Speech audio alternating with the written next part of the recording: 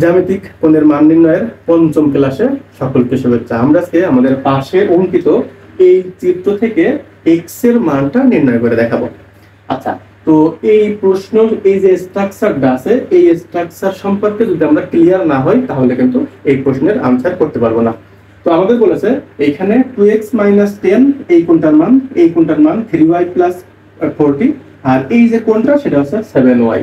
এখন আমাদের এই কোণগুলোর ভিতরে একটা রিলেশন আছে, সেই রিলেশনটা যদি না জানি তাহলে আমরা সমাধান করব কেমনে?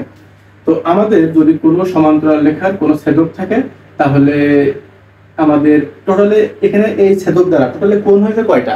এখানে কোণ কিন্তু 8টা। আমি নামকরণ করি। 1 নম্বর কোণ, 2 নম্বর কোণ, 3 নম্বর কোণ। আচ্ছা, আমি সিরিয়াল ওয়াইজ যাই তাহলে সুবিধা হবে। 1 2 3 4, এটা হচ্ছে 5 6 7 8। আমি জাস্ট কোণের নামটা দিয়ে গেলাম, তাই না? আচ্ছা, এখন একটা বিষয় যে আমাদের এই যে কোণগুলো লিখেছি, এই কোণগুলোর ভিতরে একান্তর কোণ আছে, অনুরূপ কোণ আছে, বিপরীত কোণ আছে।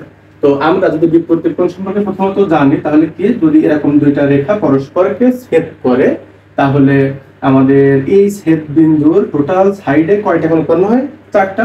তাহলে নামকরণ করে যদি আমরা করি এখানে 1 2 3 4, তাহলে এইখানে কোণ 1 এর বিপরীত কোণ হচ্ছে কোণ 3, এবং 1 এর যে ভ্যালু হবে 3 এরও সেই একই ভ্যালু হবে, এবং কোণ 2 এর বিপরীত কোণ হচ্ছে কোণ 4, কোণ 2 এর যে ভ্যালু হবে কোণ 4 এরও একই ভ্যালু হবে। তাহলে আমরা বুঝলাম যে বিপরীত কোণদ্বয় পরস্পর সমান। তাহলে আমরা যদি এইখানে একটু আসি, 2x - 10 আর 3y + 40, এই দুইটা কিন্তু বিপরীত কোণ। তাহলে 2x - 10 আর 3y + 40 এই দুইটা হচ্ছে সমান।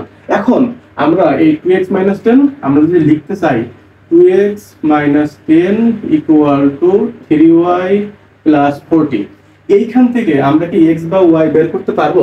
জাস্ট একটা সমীকরণ পাবো, কিন্তু x y বের করতে পারবো না। তাহলে আমি কি এই যে সমীকরণটা দিয়ে আপাতত x বা y এর মান যেহেতু বের করতে পারছি না, আমরা এই সমীকরণ দিকে যাব না, আমরা কোনো সমীকরণ গঠন করব না, ডাইরেক্ট মান নির্ণয়ের চেষ্টা করব। তাহলে এই রিলেশন অর্থাৎ বিপরীত কোণের শুধুমাত্র এই রিলেশন থেকে আমরা মান বের করতে পারছি না। আচ্ছা, এখন আসি যে আমরা আর কি রিলেশন পাই। এইখানে এই 1 নম্বর কোণ আর এই 8 নম্বর কোণ, এই দুইটা পরস্পর অনুরূপ কোণ। এইখানে এই 4 নম্বর কোণ, এই 7 নম্বর কোণ, এরা অনুরূপ কোণ। এই 3 নম্বর কোণ, এই 6 নম্বর কোণ অনুরূপ কোণ, এই 5 নম্বর কোণ আর এই 2 নম্বর কোণ অনুরূপ কোণ। তাহলে আমরা এইখানে সেই হিন্টস থেকে এইখানে যে কোণটা আছে, এখানে বলেছিলাম কোণ 1 এর অনুরূপ কোণ হচ্ছে কোণ 8, তাই না? তাহলে এইটা হচ্ছে 1 নম্বর ধরেছিলাম আর এটা ধরেছিলাম 8 নম্বর, তাহলে এর সঙ্গে রিলেশন আছে, তাই আমরা বলতে পারি এইটা হচ্ছে 2x - 10 = 7y। এইখানেও আমার x আর y দুইটা চলক চলে আসছে, আমরা শুধুমাত্র x বা শুধুমাত্র y বের করতে পারছি না। তাহলে অনুরূপ কোণের এইটুকু আমাদের যে বেসিক ছিল সেইখান থেকেও আমরা এখানে x y আলাদাভাবে বের করতে পারছি না। আচ্ছা, এখন যদি কেউ বলে যে আমরা যদি এই দুইটা সমীকরণকে x এক পাশে এনে y এক পাশে এনে যদি সমাধান করি তাহলে কি মান পাবো না? হ্যাঁ, সেক্ষেত্রে মান পাওয়া যাবে, একটু বড় হয়ে যাবে, কিন্তু আমরা এইটাকে ছোট করে করার চেষ্টা করছি। তাহলে সেটা কিভাবে করব?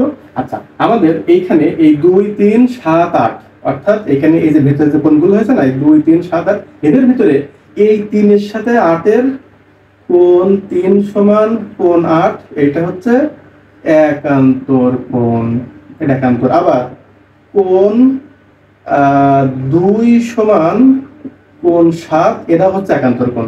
অর্থাৎ এই কোণ আর এই কোণ, অর্থাৎ এই কোণ আর এই কোণ একান্তর কোণ, আর এখানে যে কোণ আছে এই কোণ আর এই কোণ একান্তর কোণ। তাহলে 7y এর সাথে 3y + 40 এটা কিন্তু একান্তর কোণের সম্পর্ক।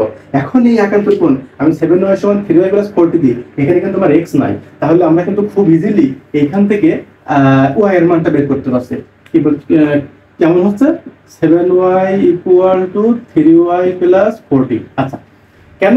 এই কোণ আর এই কোণ হচ্ছে পরস্পর একান্তর কোণ, একান্তর কোণ দ্বয় সমান। এই যে দেখলাম এখানে কোণ 3 আর কোণ 8, এই যে 3 আর 8 সমান, 2 আর 7 সমান, এরা হচ্ছে একান্তর কোণ।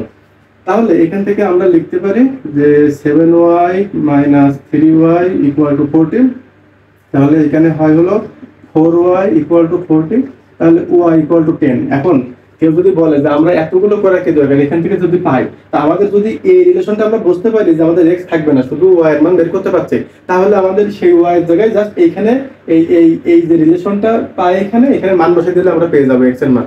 কিন্তু আমাদের যদি y এর মান বলতো আমাদের দেখা যাচ্ছে আমার প্রশ্ন দিল ক নম্বর খ নম্বর, ক নম্বরে ওয়াই দিল, খ নম্বরে আমাদের হচ্ছে এক্স দিল, তখন ওয়াই করে বড় হয়ে যাবে না, এই জন্য আমরা এই কাজটা করছি। ওয়াই সমান 10 পেয়ে গেলাম। এখন ওয়াই সমান 10 যেটা পেলাম এই সমীকরণে বা এই সমীকরণে যে কোনো একটা যদি বসিয়ে দেই ফলাফল আমার একই হবে, এবং এই কোণগুলো যে সমান আমি এখান থেকে এই মানগুলো দিয়ে সেটা দেখাবো। আচ্ছা ওয়াই সমান 10 পেয়ে গেছি, তো এখানে যদি ওয়াই সমান 10 বসাই তাহলে কত হয়, 7 10 7 গুণ 10, তাই না, তাহলে 70 হয়ে যায়। আচ্ছা তাহলে ফলাফল কি হয় এখানে 2x ইকুয়াল টু, এটা হচ্ছে 70 যোগ 10, তাহলে 2x ইকুয়াল টু 80, তাহলে x ইকুয়াল টু 40, x 40 আর y হচ্ছে 10। এখন আমরা এখানে সেই মানগুলো বসিয়ে দেখব, তাহলে x যদি 40 হয়, 40 ধরো 80 থেকে 10 বিয়োগ, তাহলে কত হয় এটা, এটা হয় হচ্ছে 70। আচ্ছা এখানে y মান যদি 10 বসাই, 30 আর 40 70, তাই না, এটাও কিন্তু আমার 70 হচ্ছে, এটা 70। তো বলেছিলাম আমাদের বিপরীত কোণদ্বয় সমান সমান হচ্ছে। আচ্ছা y সমান 10 পেয়েছি, 7 গুণ 10, তার মানে এটাও আমার 70 হয়ে যাচ্ছে। তার মানে একটা বিষয় দেখেন, এই কোণ এবং এই কোণ, তিনটা কোণের মানে কিন্তু আমার সমান ছিল, কিন্তু আমাদের হিন্স দেওয়ার সময় একটা দিয়েছিলাম 2x - 10, একটা 3y + 40, আর একটা 2x - 10। অর্থাৎ আমরা যদি এই ক্যালকুলেশনটা জানি যে এই 8টা কোণের ভিতরে কার সাথে কার একান্তরের সম্পর্ক, কার সাথে কার অনুরূপের সম্পর্ক, কার সাথে কার বিপরীতের সম্পর্ক, তাহলে কিন্তু আমাদের এই অঙ্ক দেখে আমরা সমাধান করতে পারবো। যদি 2 থেকে 3টা এই ধরনের ম্যাথ সমাধান করি তাহলে এর সাথে এর রিলেশন হবে আগে থেকে আমরা বুঝে যাবো। আমি জাস্ট বোঝানোর জন্য আমার দেখা যাচ্ছে একটু এটা করলে মান আসছে না, আমি এইটা দেখানোর জন্য সময় নিয়ে ফেলেছি, কিন্তু আসলে যখন এই অঙ্কগুলো বারবার প্র্যাকটিস করা হবে তখন এত সময় লাগার কথা নেই। আজ এই পর্যন্ত, পরবর্তীতে আবার দেখা হবে অন্য কোনো ভিডিওতে। সেই পর্যন্ত সকলেই সুস্থ থাকবেন, ভালো থাকবেন, ধন্যবাদ।